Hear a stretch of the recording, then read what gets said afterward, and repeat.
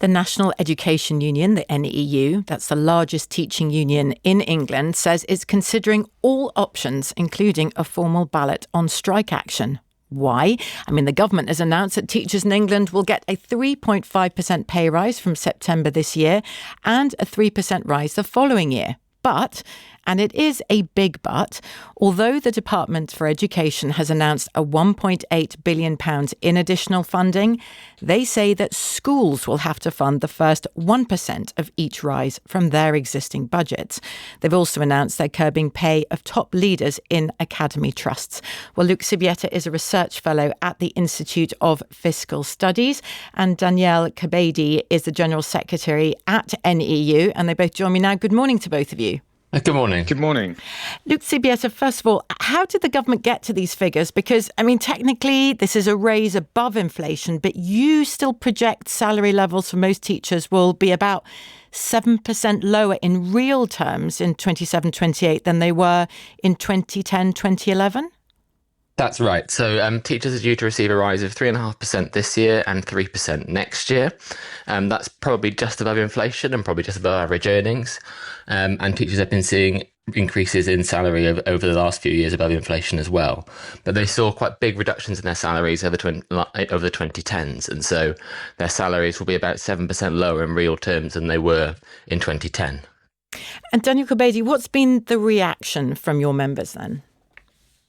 Well, I think there's deep anger, actually, amongst our membership at the moment in relation to this pay award. Not only is it largely insufficient given the cost of living and how that is rising in its own terms, but there is that huge issue around funding.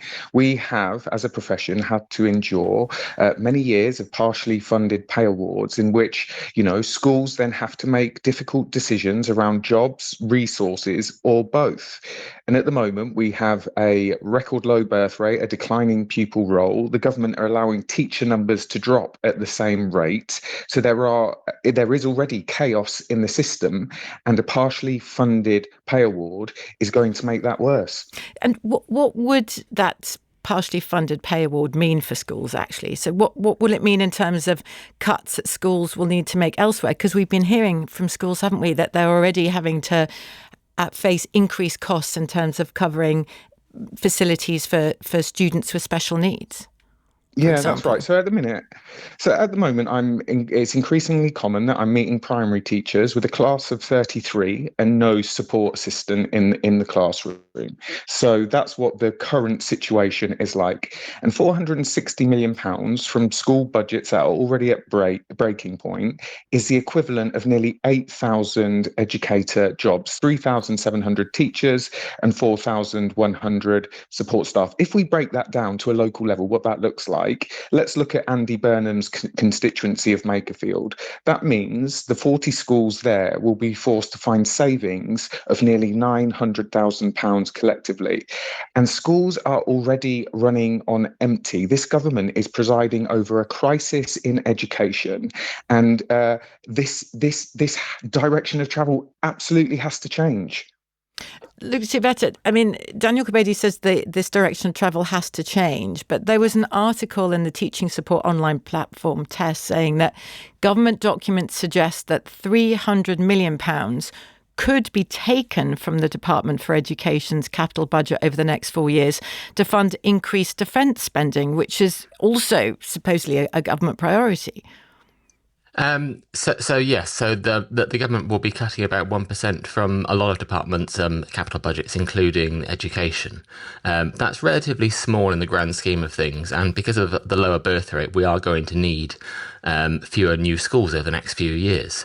But there are also other areas of the capital budget where there's increasing need. So there's a backlog of school repairs on gas, electric, even fixing the ceiling, and those sorts of false economies can be dangerous in the future. Daniel Kebede, what we haven't addressed is the announcement of curbing the pay of top leaders in academy trusts. What do you make of that? Well, I mean, it's a step in the right direction, of course. The excesses of academisation have been absolutely grotesque. We have CEOs on in excess of £500,000 a year. That absolutely does have to change. So regulation is welcome. However, it won't be retrospective. So those who are already on excessive salaries will remain on excessive salaries. It's indicative of this government. They do the correct thing, but they lack the ambition that is absolutely needed in education. I just want to pick up on that defence spending point that you raised as well, if that's possible. Last week, we had over 1,000 schools shut because they were unable to cope with extreme heat. Now, climate change is going to mean that schools will have to endure extreme weather more frequently, and we need mass investment in the school estate to ensure that our schools are climate resilient. And the real issue is, I think, is that we have a government at the moment that is prioritising conflict over childhood. Siphoning off money out of education for defence is not acceptable. A Trident nuclear submarine will hold 16 warheads and ballistic missiles. For the cost of those missiles, the pay awards for teachers and support staff could be fully funded this year and next. Of course, the government would say when it comes to defence spending, what they want to do is to invest to keep every citizen, adult and child safe. I do wonder, though, with these new measures that have been announced, will you be balloting for a strike? You say all options are on the table. What about a strike? Well, trade unions are democratic organisations. Questions of strike action are not up to a general secretary, but up to the mass of our members. And what I will say is that there is deep anger at this government. Our members voted for change. They do not feel like they are getting it. So strike action is a distinct possibility.